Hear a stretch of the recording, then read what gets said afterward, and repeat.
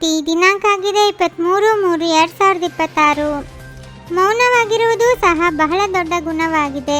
ನೀವು ಮೌನವಾಗಿದ್ದು ತಂದೆಯನ್ನು ನೆನಪು ಮಾಡುತ್ತಾ ಇರಿ, ಆಗ ಬಹಳ ಸಂಪಾದನೆಯನ್ನು ಜಮಾ ಮಾಡಿಕೊಳ್ಳುವಿರಿ. ಯಾವಾಗ ನೀವು ತಯಾರಾಗಿ ಬಿಡುತ್ತೀರೋ ಆಗ ರಾಜಧಾನಿಯು ತಯಾರಾಗುವುದು. ಪುರುಷಾರ್ಥವಿಲ್ಲದೆ ಪ್ರಾರಬ್ಧವು ಸಿಗಲು ಸಾಧ್ಯವಿಲ್ಲ. ಕಲ್ಪಕಲ್ಪವೂ ನೀವು ಯಾವ ಪದವಿಯನ್ನು ಪಡೆದಿದ್ದೀರೋ ಅದರನುಸಾರವೇ ನಿಮ್ಮ ಪದವಿಯು ನಡೆಯುತ್ತಿರುತ್ತದೆ. ಆದರೆ ಯಾವಾಗಲೂ ಪುರುಷಾರ್ಥವನ್ನೇ ಮುಂದಿಡಲಾಗುತ್ತದೆ. ಪದೇ ಪದೇ ಮಕ್ಕಳಿಗೆ ತಂದೆಯನ್ನು ನೆನಪು ಮಾಡಿ ಎಂದು ಹೇಳುವುದು ಶೋಭಿಸುವುದಿಲ್ಲ, ಏಕೆಂದರೆ ಆತ್ಮಿಕ ತಂದೆಯನ್ನು ನೆನಪು ಮಾಡುವುದು ನಮ್ಮ ಕರ್ತವ್ಯವಾಗಿದೆ. ಬ್ರಹ್ಮನಲ್ಲಿ ಲೀನವಾಗುವ ಸಾಧನೆ ಮಾಡುತ್ತಿರುತ್ತಾರೆ, ಆದರೆ ಇದು ಅಯಥಾರ್ಥ ಸಾಧನೆಯಾಗಿದೆ. ಯಾರೂ ಲೀನವಾಗುವುದಿಲ್ಲ. ಬ್ರಹ್ಮ ಮಹಾತತ್ವವು ಭಗವಂತನಲ್ಲ. ಶಿವತಂದೆಯು ಬಂದಿದ್ದಾರೆ, ಅವರೇ ಸರ್ವರ ಸದ್ಗತಿದಾತನಾಗಿದ್ದಾರೆ. ತಿಳಿಸುತ್ತಾರೆ, ಮಕ್ಕಳೇ, ನನ್ನನ್ನು ನೆನಪು ಮಾಡಿ. ಈ ಶಬ್ದವನ್ನು ಮತ್ಯಾರೂ ಹೇಳಲು ಸಾಧ್ಯವಿಲ್ಲ. ತಂದೆಯು ತಿಳಿಸುತ್ತಾರೆ, ಅದು ಕಾಮಚಿತೆಯಾಗಿದೆ, ಇದು ಜ್ಞಾನಚಿತೆಯಾಗಿದೆ. ಈ ಯೋಗಾಗ್ನಿಯಿಂದ ತುಕ್ಕು ಬಿಟ್ಟು ಹೋಗುವುದು ಮತ್ತು ನೀವು ಕೃಷ್ಣಪುರಿಯಲ್ಲಿ ಹೋಗಲು ಯೋಗ್ಯರಾಗುತ್ತೀರಿ.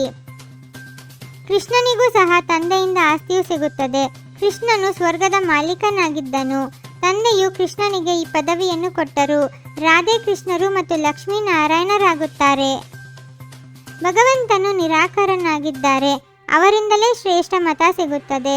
ಶ್ರೇಷ್ಠಾತಿ ಶ್ರೇಷ್ಠ ಪರಮಪಿತ ಪರಮಾತ್ಮನೇ ಆಗಿದ್ದಾರೆ. ಅವರದೇ ಅವಶ್ಯವಾಗಿ ಶ್ರೇಷ್ಠಾತಿ ಶ್ರೇಷ್ಠ ಮತವಾಯಿತು.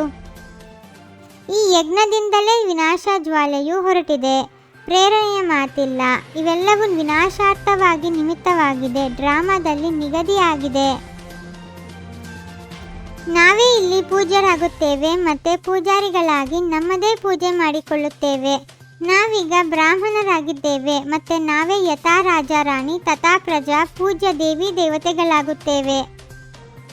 ದೇವಿಯರಲ್ಲಿ ಯಾರು ಶ್ರೇಷ್ಠ ಪದವಿಯನ್ನು ಪಡೆಯುವರೋ ಅವರಿಗೆ ಬಹಳಷ್ಟು ಮಂದಿರಗಳಾಗುತ್ತವೆ.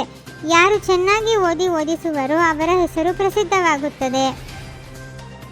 ಹಂಸೋ ಸೋ ಹಂನ ಅರ್ಥವನ್ನು ನೀವು ಬಹಳ ಚೆನ್ನಾಗಿ ತಿಳಿದುಕೊಂಡಿದ್ದೀರಿ. ಆತ್ಮವೇ ಪರಮಾತ್ಮನಾಗಲು ಸಾಧ್ಯವಿಲ್ಲ.